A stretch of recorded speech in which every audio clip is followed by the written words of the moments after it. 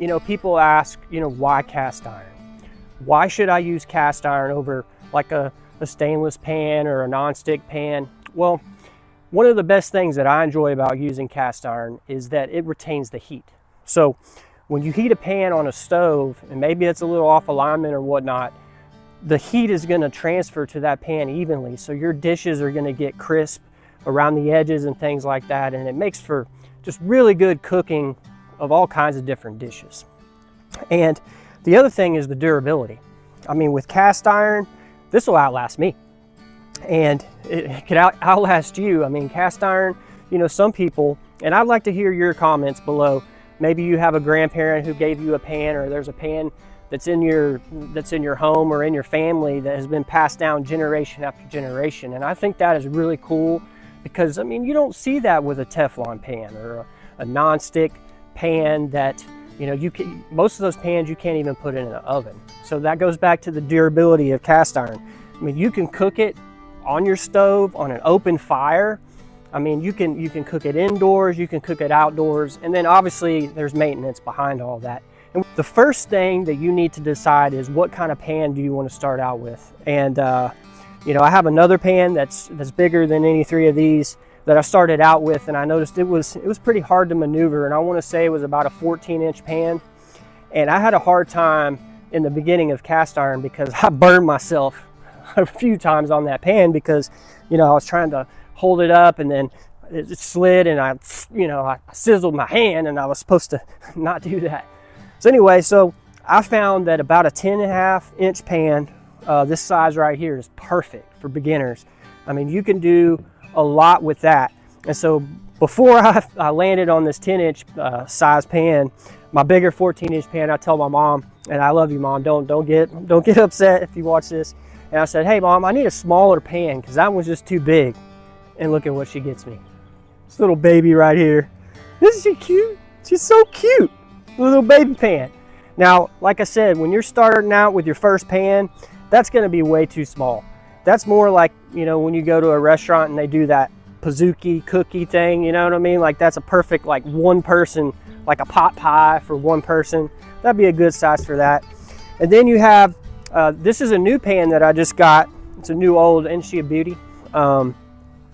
Again, my coworker Joanne, she gave me this Dutch oven because I needed this size for doing beans and things like that. So I wanted to show you, if you didn't want to start with a pan and you wanted to start with the Dutch oven, you could do that. And you can find a lot of good deals like at, you know, a farmer's market or maybe a flea market or even a resale shop. So you don't have to buy new. Like this Wagner pan, I mean, she's smooth. I mean, it's smooth to the touch, and the smoother the pan is, the more that seasoning is going to stick into it. Seasoning is polymerization. Okay, so essentially what happens is as over time, as the oil heats up, it adheres to that pan, and it's going to give it a non-stick surface. It's going to bond to the cast iron, and so it's going to be a protective layer that is enhancing anything you put in this dish. Back to the seasoning. So seasoning is crucial to your pan. Make it non-stick. It's going to give you that rust protection because, you know, like on this, you can see, you know, the rust on this Dutch oven that I just got. And we're, like I said, the great thing about cast iron is you can make an old rusty pan like that shine and be brand new. Just want to encourage you to just have confidence in yourself. You want to do cast iron cooking, and don't be afraid of it. That's the great thing about cast iron. And when you're seasoning your pan, it's forgiving. I mean, you can mess up 4 or 5 times and you can get it back down to the original shine, and you can start over. And you can find whatever recipe that you like that will enhance your. The other thing about cast iron seasoning is you'll notice as it ages and the more you use that pan, everything tastes better. It's kind of like a fine wine. As it's aged in the barrel and it soaks in all those flavors, anything you cook on it is just 10 times better. And so that's why I encourage you to get into cast iron. Don't be intimidated.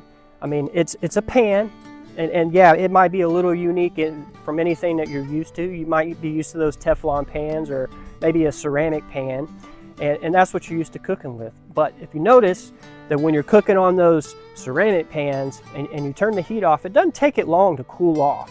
So with cast iron, it retains that heat, which is why that seasoning is so paramount. It's so important to the health and the life of your pan. And not only that, more importantly than the life of your pan and the flavor, again, it's that rust protection. It's protecting it from the elements. And when you store it in a dry and cool place, and definitely you're going to want to keep this seasoned, and you don't want to stack things on top of it. So that's why you want to protect that seasoning. One of the first things that you need to do is you need to decide how bad the rust is on your pan. And so for this particular Dutch oven, you can kind of see that it's got some crusties on the outside. This might take a little more work than your traditional pan that has a little bit of outside rust on it. And kind of like the pan that I got from Joanne, it just needed a little bit of love. So I was able to do a hot water bath, you know, and the way you do that, to me, it's the easiest and the most efficient way to clean a cast iron pan. So what you're gonna do is you're gonna get the water piping hot. And I mean so hot, you know, it'll almost burn you. You want it very, very hot, and you want to soak that pan in the water. Again, this is used before you're seasoning it, okay? This isn't like regular maintenance and all that. This is just because you've got the pan, it has a little bit of rust on it, or like I said in an earlier course, that you may have found it at a flea market or at a garage sale, something like that, and you want to turn that pan into like new. So you're gonna have that water bath going, and it's soaking piping hot. And you know, some people say 30 minutes, but what I like to do, or what I did on this particular pan, is I let it soak for about 2.5 hours in just hot water. That's it. I didn't do anything fancy. I didn't add any chemicals. I just let the hot water start breaking down all that rust. And so after the water cooled down, the next step that I did is I took a wool brush. Well, not a wool brush, but it's like a little pack. I'll see if I can find a link that I can drop below of what I used. It's just real basic. I mean, it's just like the handheld wool, but it's like actual steel wool. It's not like the steel wool kitchen scrubbers. So it's actual steel wool. So anyway, so I put a little bit of elbow grease. You know, you have to put in a little bit of work to get that big reward. And so I put in all that elbow grease into there, and I got most all the rust free of debris and all that, and started getting the pan to look, you know, almost like new. So then after that, the next step that I like to do is I made a baking soda slurry. So basically what you do is you pour some baking soda. I mean, there's no science, you know, no actual mathematic number that I used. It's just you essentially want to get it to a paste, you know, so it's kind of goopy. And then I took a paper towel, and then I just started kind of letting, you know, scrubbing the pan. That way it's soaked in to the pan. And so I scrubbed everywhere I possibly could on the pan. And then after all that,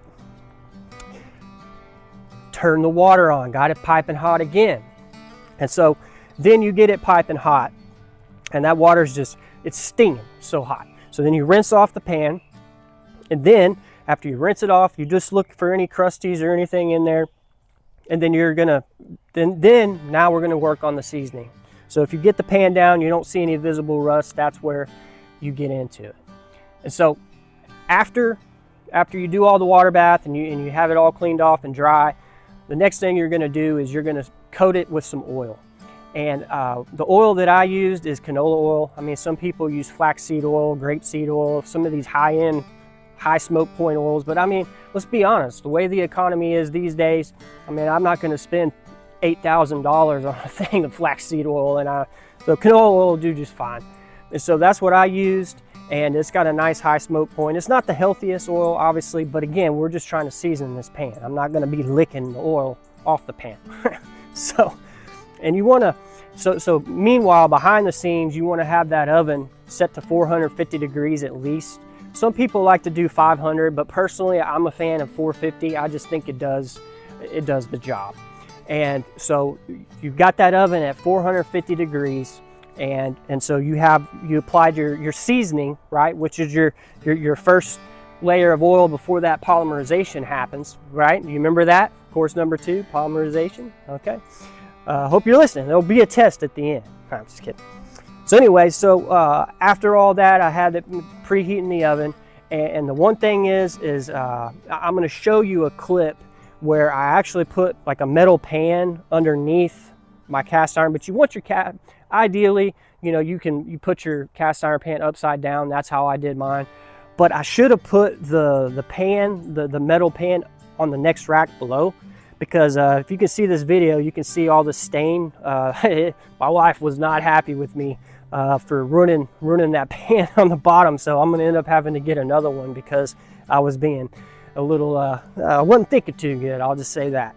And so anyway, so don't do what I did. You can even put foil on the next rack. The idea is you just want to get any oil drippings to drip on that surface and not on the bottom of your oven.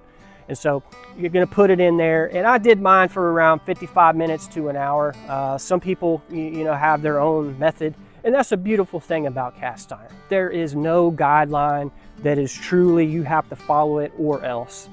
You got to find what's right for you. And once you start getting comfortable cooking with cast iron and kind of know what signs to look out for after you season it. And one of the biggest things that you'll notice is if your pan's got kind of a sticky feel to it after a while, that just means you need to reseason it.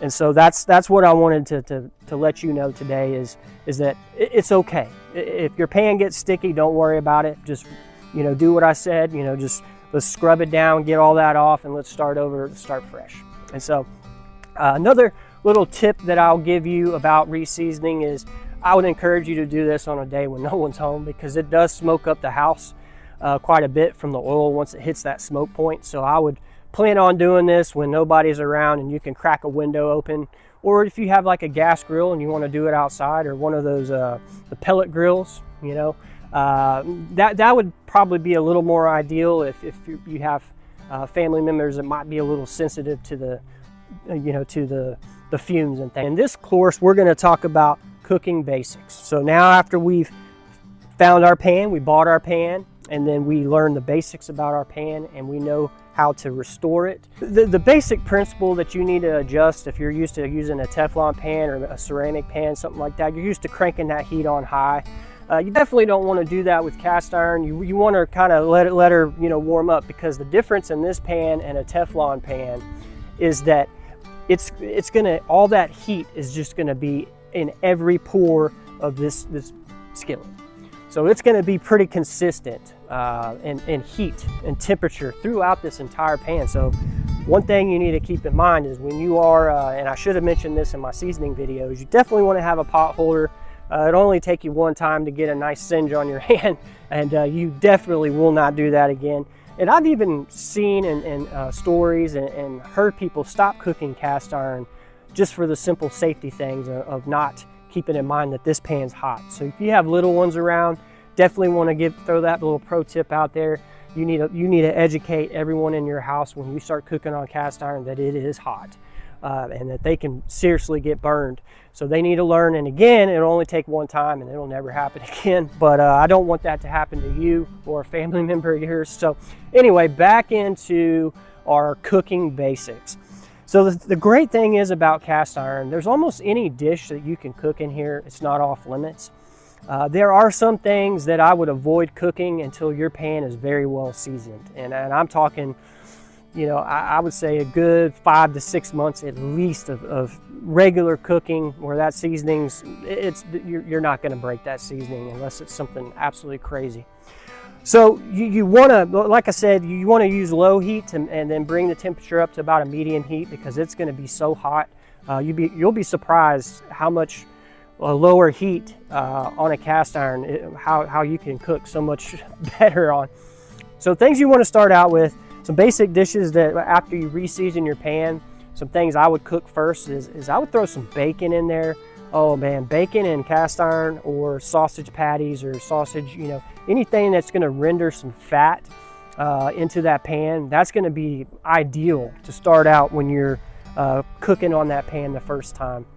I would avoid cooking eggs, things like that in the beginning until that seasoning's built a good layer on there. I know some people say that you could cook eggs right out of the gate, and I personally wouldn't do that, especially if you're still learning how to cast iron cook, or cook on cast iron rather.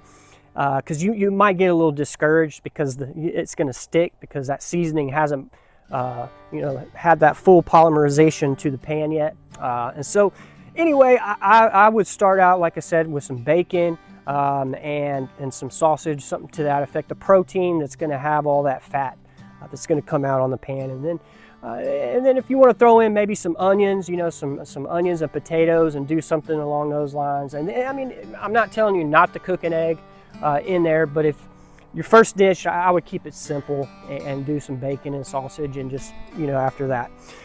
So here are some things that you want to do after you're done cooking.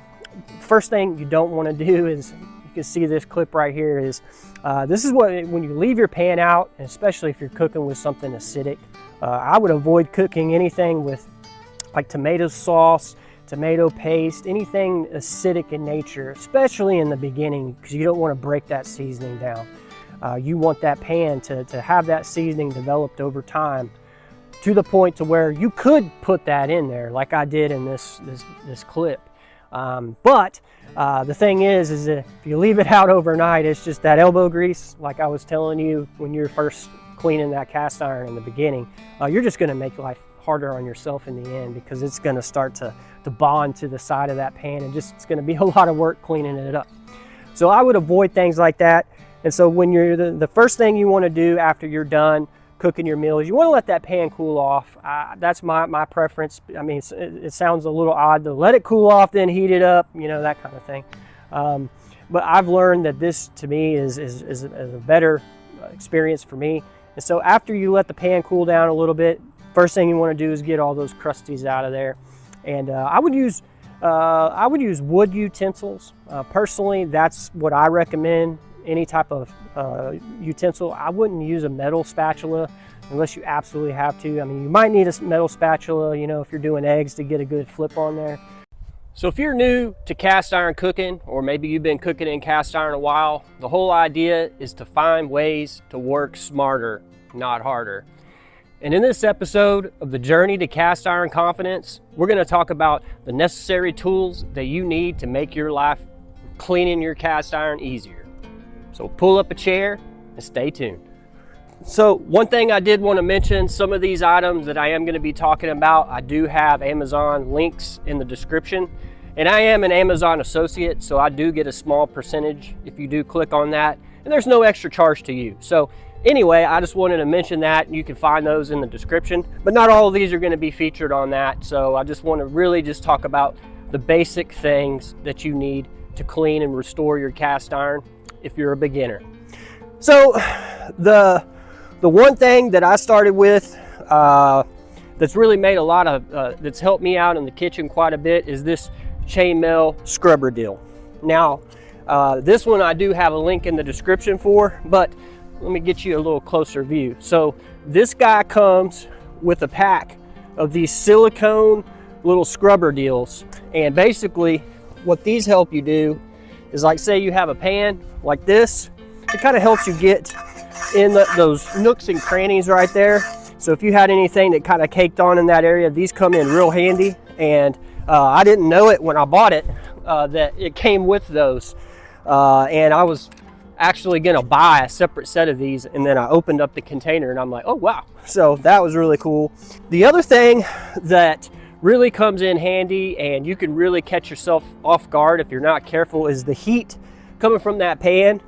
And this large silicone handle holder goes on your handle like this, and it really does help. I will say on some other brands of pans, like the one that I had, the Mainstay brand, the Walmart brand pan that I broke, this didn't tend to work too well. So you might want to have like a little silicone handle or another pot holder just to be safe, because it can get hot. So and the link in the description I have on this one is actually a starter kit from Lodge. I want to say it's like around 20 bucks. It's got this and some other things like some seasoning oil and all that. I mean, you don't necessarily have to do that, but if you're new and you want something that's kind of inexpensive with some of the basic stuff like this in it, definitely I'd check out that link. It could come in handy to get you started. So another thing that I wanted to mention is there's two things that You know, there's kind of a debate whether you should use a steel spatula or use wooden utensils. I mean, honestly, both of these, they're fine. I mean, here's steel. I mean, you can see this is a well-seasoned pan. This is the pan that my coworker Joanne gave me. That steel spatula, it's not going to do any harm to a well-seasoned pan. Now, personally, I am a fan of wood utensils, and I don't know, maybe it's because it gives it like a vintage feel or some kind of nostalgia. I don't know, but that's my personal preference. Now, I am in the market. There is a teak set. I'm not going to put that link in the description because I haven't bought it yet, and I do have it on a wish list of mine that I'm slowly working my way through, getting things to make better videos for you guys. But anyway, so that's one of the things that I definitely want to add to the arsenal, because some of those, some of the utensils like this one, they're real tight, and I'm thinking that a teak wood would really be able to handle some of the heat, and it probably will break down a little slower than your regular wood. If you're a wood enthusiast, please correct me if I'm wrong, but I'm just thinking that might be handy. So now, obviously, I really want to cover this in a later video and go more in depth about your seasoning oil, because there's just so much, you know, debate on which oil to use and all that. In the beginning, I would just say the best tool to have is at least something like vegetable oil, because you can get heat between like 400 and 450 on average smoke point. So what that means is when you're starting out, say I put, you know, like a flaxseed oil or something like that, well, it has a lower smoke point. I want to say it's like 220, 250, somewhere around there. So that means as soon as I put my skillet on the burner and I exceed that temperature, say 220, whatever the smoke point of that oil is, that means I'm going to be smoking out the house. And I'm actually going to be breaking down that seasoning to a degree. So that's one thing to keep in mind, is it really is going to depend on the type of cooking you're going to do. If you're going to do a lot of frying and things like that, you might want to consider using a higher smoke point oil like vegetable oil. Personally, I'm a fan of canola oil. I just think it's a really good value season for what you get. Obviously, it's not the healthiest oil, and I am eventually going to kind of switch over to the upgraded version of it's avocado oil, the refined avocado oil. It's got really high smoke points, so you can do quite a bit with that, and I've heard a lot of good feedback from people that use the refined avocado oil. So, but anyway, so another thing I wanted to mention, this one I do have a link in the description. It's just basic steel wool. If you have a pan that you have that's brand new, like when I say brand new, I mean it's kind of rusty and you got to kind of break it down. It's like a hand-me-down kind of deal, or you found one at a thrift store or somewhere like that. Having you some steel wool on hand is really, really handy. Or maybe you've let the pan kind of sit out for too long and it started getting some rust residue, and you've got to redo that seasoning process. But one little trick that I've learned through the years is just get you an old t-shirt. You know, and I have this old t-shirt here, and no, I wasn't in prison. It's orange, I know. But so like I have the clean stack here, and then you can see this guy, you know, has kind of been used for my oil. So what I do is I use this, you know, the dirtier one, I use that to apply my oil on there for the, you know, after I'm done washing it, after I cooked a meal. And so I use that to use my oil, and then I come back with a fresh one, and then I kind of get that excess oil off. That way you kind of have, if you cook on cast iron regular, you can do this. But if you don't, that oil can get a little funky smelling in your drawer. So if you're not going to be cooking on your cast iron at least once a week, I would just stick to like some shop towels or paper towels, whatever you have on hand. So definitely think the t-shirt is very handy. And no, I don't have a link in the description for that. You can just go down to Goodwill or go find one in your closet. There you go. Cut it up, squares. So that's your fun fact there. So last but not least, I know it looks dirty, but I'm going to bring this up to you. This was a marriage saver.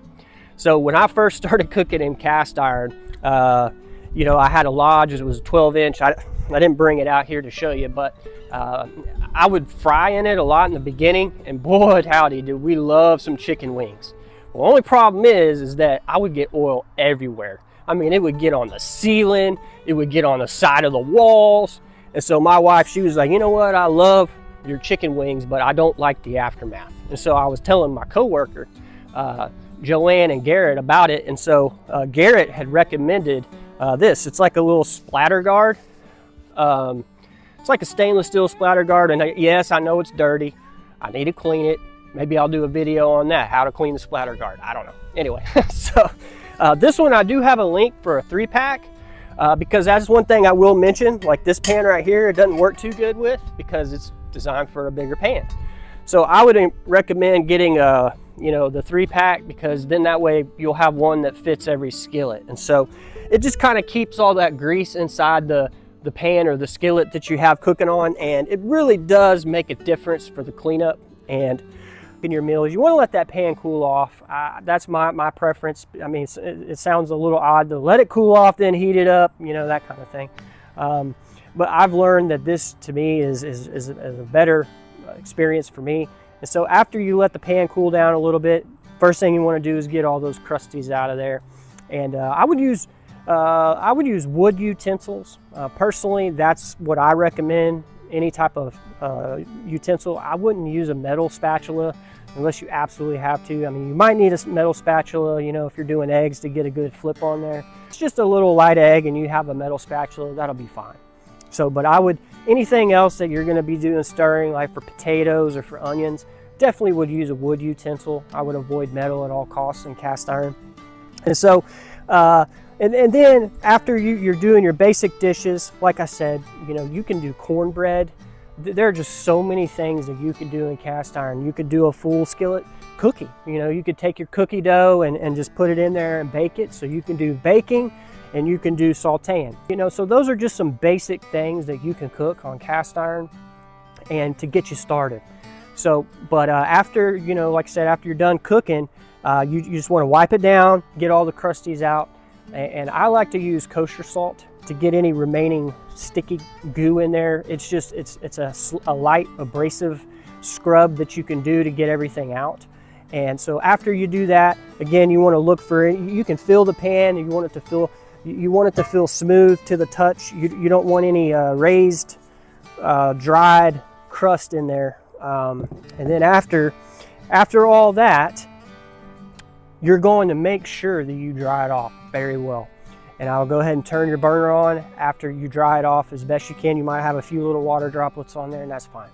So then when you're done cooking everything, you're done getting all the crusties out and it's dry, you put it back on that burner, and then that's when you're going to get some of your oil. And again, canola oil, vegetable oil, some people use Crisco.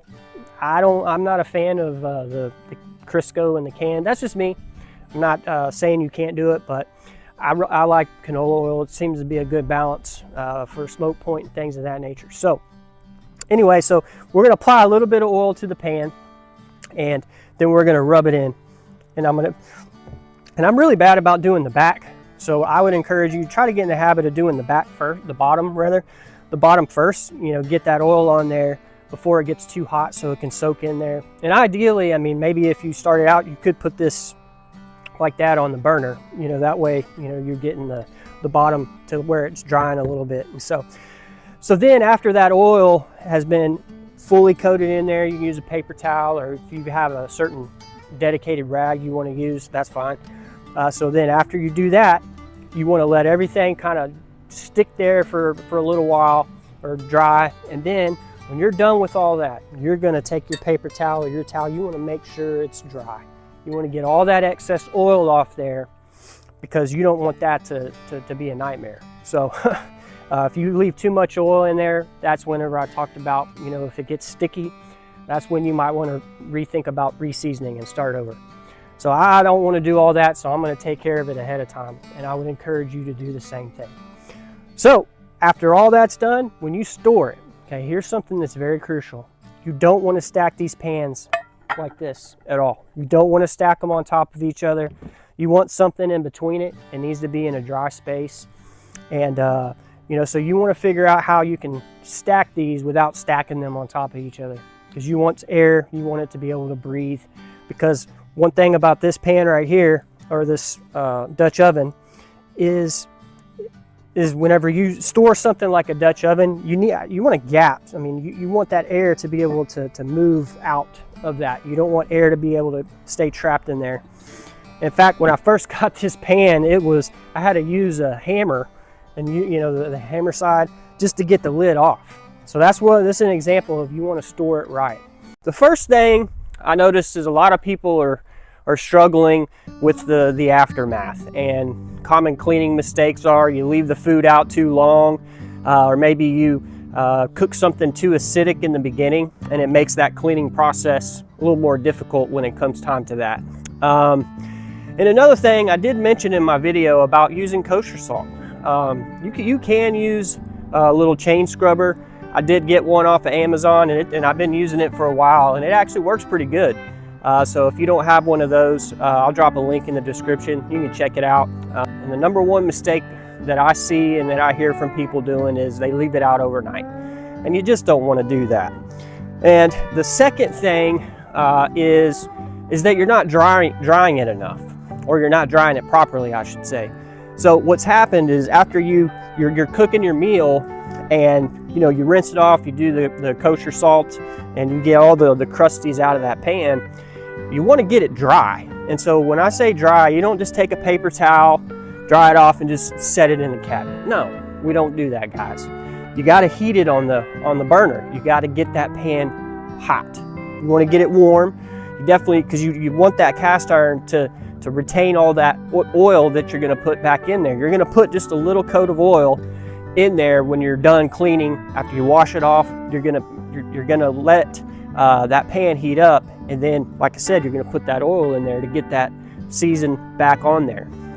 Otherwise, you're gonna have a dry pan, like something like this. All right, so this is, and I don't know if you guys watched or not.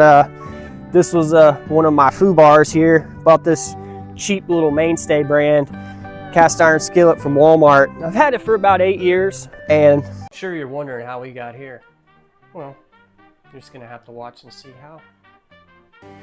Now this guy right here, and I love this pan. I don't know if you can see that. I was pulling it out. I don't know, can you see that little hairline crack right here? And that made me nervous, because I mean, cast iron's heavy.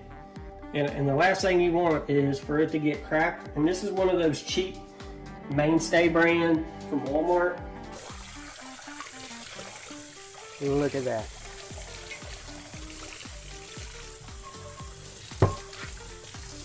A little piece right here. Uh-oh.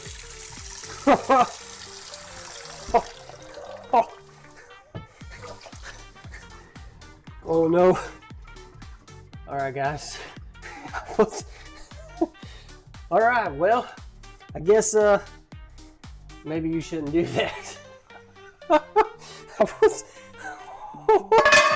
All right. Now that we went through the video, what's the lesson that we can learn? Always inspect hairline cracks on the handle of your cast iron. And that's when you need a cast iron enthusiast.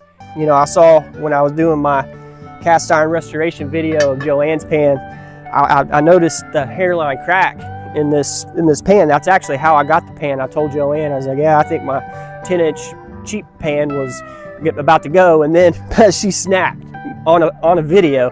And I'll drop that link in there if you guys want to get a kick out of that. Thankfully, you know, I had a few comments. They were like, you know, good thing you weren't cooking something, or, you know, good thing, you know, I wasn't like walking in the kitchen and it broke my tile or my foot or whatever. So, you know, all crisis was averted. No animals were hurt, no humans were hurt, so we're all good there. Okay, so anyway, so back to after, you know, we're trying to dry that pan off. Like I said, you want to do that kosher salt and water, get everything off, dry it off, paper towels.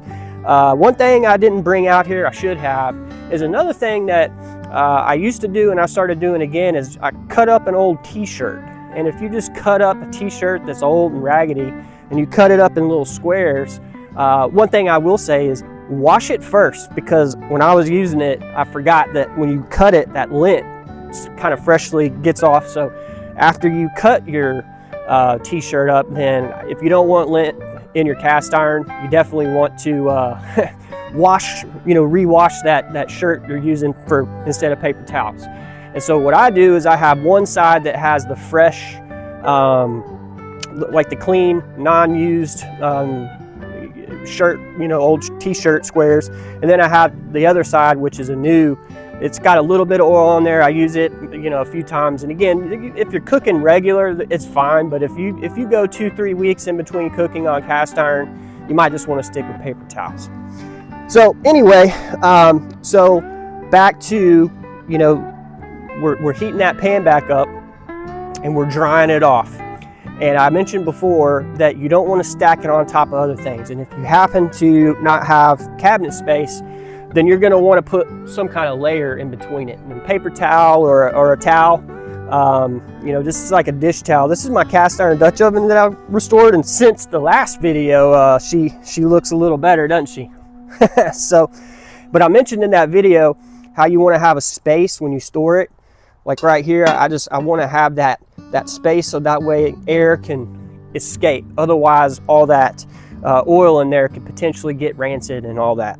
But if you cook on it regular, you may not need to do all that. So we talked about, common mistakes, leaving the food out too long and then not drying it completely. So now, another thing a lot of people do that I've seen is they over scrub.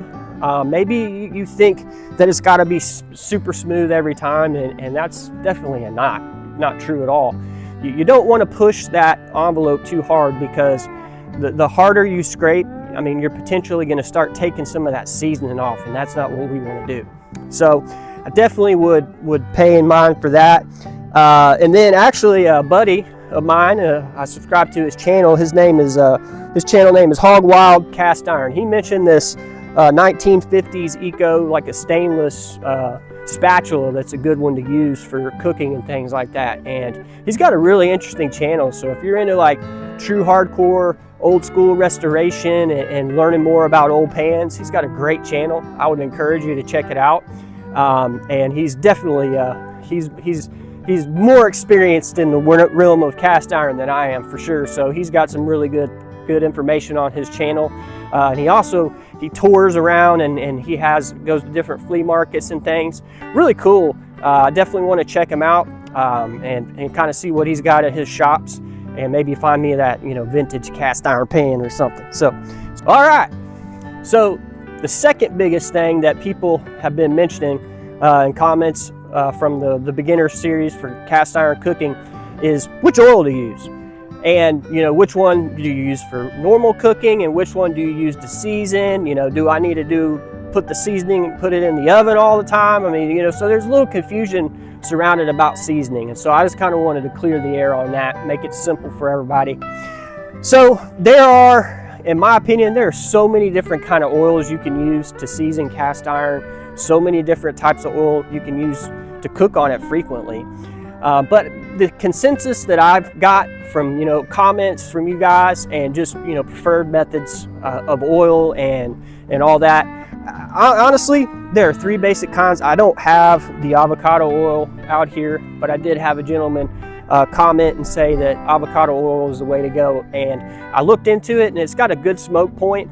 The only drawback to avocado oil is that it is more expensive, and I also noticed that if you get the refined avocado oil, it has a higher smoke point. So if you are going to go that route, you might want to make sure that it's refined. That's just the research I did. So any of you cast iron enthusiasts that might know a little more about that, please comment below if I'm out of bounds.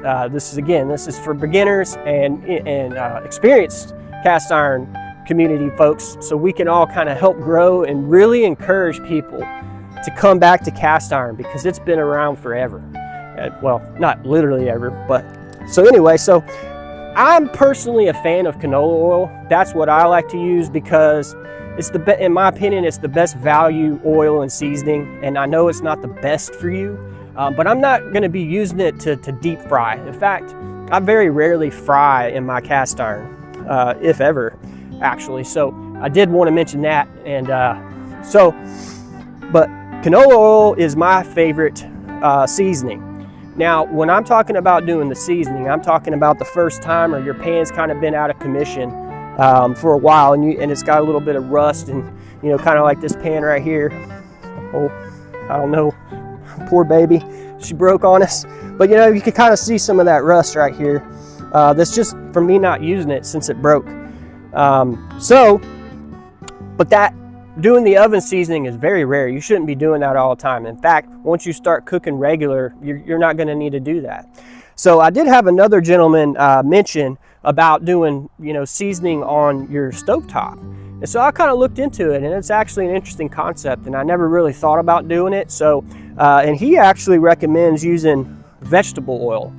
Now, he mentioned that at one time he was using the can of Crisco, but apparently there's haters out there that are like anti-Crisco in the can because it's bad for you and all this other stuff. And yeah, I'm going to let you make your own decision. Do your research, find out what cooking oil is best for you. But seasoning on your stovetop, even though vegetable oil doesn't have as high of a smoke point as vegetable oil or canola oil, you can still get a good, nice, polymerization. Remember what polymerization is? Hope you do. If not, go back and check it out. Anyway, so if you use that canola oil on there, like I said, or vegetable oil, you can just season that bad boy right on the stove top, and you don't have to worry about it. And when that would be the time to do something like that is something like this pan where the rust is minimal. I definitely would want to clean that off and obviously have a handle that works. So then when you get that cleaned off, then you could just put it on the stovetop and heat it up, and and get everything to just kind of solidify that way. So I want to talk about something that has been a debate among cast iron enthusiasts, and it's using this guy right here. Whether you're new to cast iron or you're experienced, you have all been in the middle of fights and in comment wars about dish soap. And in this episode, we're going to talk about, can you use dish soap in a cast iron pan today? But more importantly, we're going to talk about something that nobody else is. So stay tuned, pull up a chair, and let's dig in. All right, so many years ago, back in the early 1920s and all that, there was a soap product that contained lye, L-Y-E. And so it was a common thing around the house that they would use to scrub things. And the truth is that it would actually break down cast iron. So when your grandma or your grandpa told you don't use soap, that's probably what they were experiencing when they were growing up, is having some kind of lye soap going around, using that to clean their dishes and all that. So anyway, so around the 1940s is when lye soap started kind of getting out of the residential atmosphere, because then you started having the rise of Teflon pans in like the mid 50s and around there. So you saw like a Joy dish soap coming out by Procter & Gamble, around, I think it was around 1940, somewhere around there. And so you started seeing more and more dish soaps that kind of catered to your Teflon pans that didn't have that harsh lye. And in fact, some cast iron enthusiasts will use a lye bath to just, to break down all the rust and all the grime off of an old pan to restore it.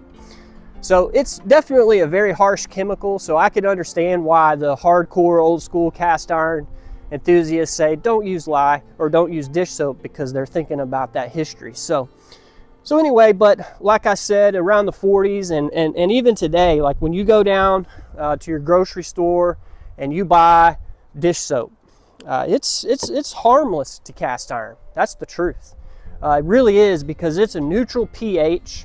So it's not going to actually, break through a good seasoned cast iron pan. And I want to make sure that I emphasize, using dish soap on a well seasoned cast iron pan is a lot different than you getting a cast iron pan that's a raw from the beginning, meaning that you have to develop that seasoning. Of course, you're going to want to use that soap the first time to get anything that might have been in there when you bought it, like dust and debris from shipping. But other than that, until you get several layers of seasoning on there, you're not going to want to use dish soap in a raw iron pan. But once you get that seasoning, and we're going to touch upon that in the next episode, we're going to go into a little deeper dive of seasoning and what it really means, and kind of make it a little easier for people, and not get too much lost in the science. But anyway, so back to the dish soap. So once your pan is well seasoned, you don't have to worry about it. Now, there are fans of kosher salt. Myself, personally, I'm a fan of using kosher salt and just a wooden utensil to scrape it off. You know, a little hot water and do all that. So now you're wondering what the different thing is that I want to talk about. Well, I don't hear many people talk about this one aspect of cast iron cooking when in regards to dish soap. And it's, you know, like this pan right here. This is just a traditional, like a ceramic pan. You know, you might have one of these around your house. And when you're done cooking, you know, you don't think about it. You just stick it in the dishwasher. You know, you put that little tablet or that little goo in there, and then you leave it, and you're like, all right, when it's dry, it's clean. So you don't put any thought into what's happening behind that. So, you know, when I was first, you know, getting into cast iron, my wife was hesitant to use cast iron, and she still is hesitant to cook on it, but she'll eat on it now. But her biggest hang up was she didn't like the fact that you couldn't use soap. And I was kind of like the rest of people, and I thought, yeah, you can't use soap on cast iron. So that's why I wanted to do this episode and really dig in and really talk about why using dish soap on a well-seasoned pan is fine. In fact, Lodge, this is a Lodge that I have right here. This baby right here, she's the 12-inch Lodge. This was pretty much the first pan that I bought that got me into cast iron. And you know, they actually have a video out, and they actually recommend after you buy it to use dish soap, to use it. So they've been doing it since 1896. I would think you could trust that. So anyway, so back to the big difference of what I've been seeing that nobody's talking about, and that's heat. So back to using this pan. So when you're done, you stick it in the dishwasher, you press that button, you don't think about it. Well, what's happening is, to clean that pan, it's counting on that little tablet or that soap to get all the grime and the grease off those pans, and then it's using heat, hot water and heat to actually kill off the rest of the bacteria.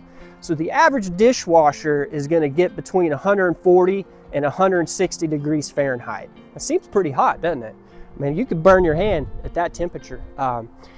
So I wanted to compare and contrast that to how you clean a cast iron pan. So in cast iron, you're obviously not going to put it in the dishwasher. In fact, I did a video of what happens when you do that, and it didn't turn out too well for the pan. And actually, that same pan that I put in the dishwasher is the very one that the handle snapped on. So it's definitely not recommended to put it in the dishwasher. So anyway, so cast iron, so you're done. Whether you use soap or you use kosher salt to clean all the grime and all the grease off of that pan. So what's the next thing you're gonna do? The next thing you're gonna do is you're gonna dry it off, and then you're gonna put it on that burner to heat back up, right? And then you're gonna put a thin layer of oil to keep that seasoning prime all over that pan. Well, when you take a look and you think about that pan, on average, it's getting up to 300 to 450 degrees around that pan. 300 is pretty much what I've seen as the low point. So think about that. That's gonna burn anything off that pan that was crusty and bad. So if I use kosher salt or regular dish soap, it doesn't matter. All that heat is gonna destroy any thought of bacteria that I had. So if you are hesitant to get into cast iron, due to that, the fact that you can't use dish soap, well then, you know, get you a well-seasoned pan and go ahead, use some dish soap. So for me, I'm thinking back to my first stories and first experiences with cast iron as a kid. And I want you to think for a moment right now, and I want you to pause what you're doing, and I want you to drop a comment below and share with me and everybody else your first cast iron experience. Whether you burned your hand, or whether it was the smell of the kitchen when your grandma was cooking on a Sunday morning. Oh boy. And I remember, so when I was a kid, I don't know, I would say I was between, I don't know, 8 and 12 years old. Through those ranges, I would go for the summertime. I would spend about a month in Memphis, Tennessee, where my grandparents lived, and it was a really good experience. And one thing, when I was, trying to think back of my earliest cast iron memories is, so when I would stay for the summer, obviously, in the morning time, I would just smell the sausage and the biscuits, and I smelled all this stuff. It just permeated the entire house. So that was my granny's way of waking me up, right? And so anyway, and I remember being a kid and just all this, you come in there and then you see this beautiful black skillet, and you don't know what it is, but then she would cook those Jimmy Dean sausage patties. Oh boy, oh man, those were the best. And so I remember her putting down the cast iron skillet in the middle of the table, and you would grab your sausage right out of the pan, and it was just fantastic. And anything she cooked out of that skillet tasted wonderful. And so and again, I just wanted to make sure that we connect our stories, because if we're just out there and we're shopping for pans or we're restoring them and we're not thinking about the passion of why we do those extra things in a world of throwaway pans, where we buy a pan today and next year we're upgrading our kitchenware because we just jumped on whatever fad was popular and all that. So what makes cast iron unique is that it's not about the throwaway things. It's about the history. It's about bonding in a way with that pan. And so I had a video that I put out, and this lady was sharing me stories about her Dutch oven and how this video, I guess, kindled this memory in herself about her mother and how she cooked in the Dutch oven. Well, and I asked her some questions and turned to find out she is using the same Dutch oven that her mother cooked in for years. And it was a very touching story for both of us, and she really, you could tell that it really meant a lot to her that we kindled this fire, so to speak, about her Dutch oven that her mother gave her. And so I hear these stories one after the other. And again, right now, wherever you are in the video, I challenge you right now, just drop a comment. Tell us why you started getting into cast iron, because what I've realized in my journey of talking about cast iron and my story, I've learned there is, when it comes to cast iron, there's a lot of passion. And I did a video about soap or not to soap in cast iron, and whoo boy, I was really surprised to see the amount of passion coming out. And I'm like, hey, I'm not trying to divide America here. I just want to talk about the reality of whether or not you can use dish soap in your cast iron. So anyway, so that's kind of my thought tonight is, as we progress along in this journey to cast iron confidence, we have to find that one thing about us and the cast iron that we have. And so for us to continue that, find the drive and the wherewithal to continue to do the extra things, because we have to be honest. One thing some cast iron people don't want to talk about is the truth is it is more work. It is. However, like for me, this is the first pan that I ever bought, and it's a Lodge. It's a 12-inch, and my co-workers, between Joanne and Garrett, two my co-workers, they encouraged me to get in cast iron cooking. And this was, I don't know, 7 years ago ish, around that. But anyway, so they were the ones that helped me take the dive into the deep end, so to speak, cast iron. And I've learned quite a bit in my journey. So but anyway, so with my pan, there wasn't a ton of like emotional attachment to my pan in the beginning. And then when my best friend Kevin Matthew Freilich passed away in March, it was this is 2025. This video is probably coming out in 2026, but it was March 20th of 2025. My best friend, he passed away, and I don't know if you've lost somebody, but it was really hard. And so for me, you know, I was just searching for things and trying to find things to kind of like just piece my life back together. And my coworker Joanne, she gave me her old pan, and so I decided to. I told her, I was like, I promise you, I will restore it and I will upload it to YouTube, and we'll go from there. Well, I had no idea that simple, basic video would land us where we are today. And I had no idea that video would have been the one video that is why we're talking about cast iron today for me, because something connected with you guys, with my story. And maybe it was, you know, that we were restoring a pan together. I'm not sure. Or maybe it was just simple and you just wanted to see how to restore a cast iron pan. And so I have a connection to this pan now with you guys more than any other pan. And, you know, even though I've had this pan longer, the connection is with the pan that I have today.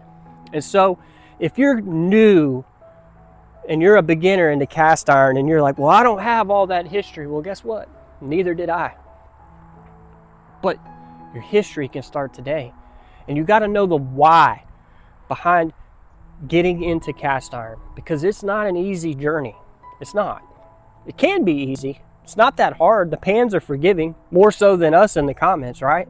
But I say all that to say that if you know the why and you drive and you find that passion to get into cast iron cooking, it's addictive, and it's going to pass on to your children and your children's children, because that same pan that my granny cooked in, for me, whenever I was her grandson back in the day when I went to Memphis, Tennessee, my mother is using that same cast iron pan today.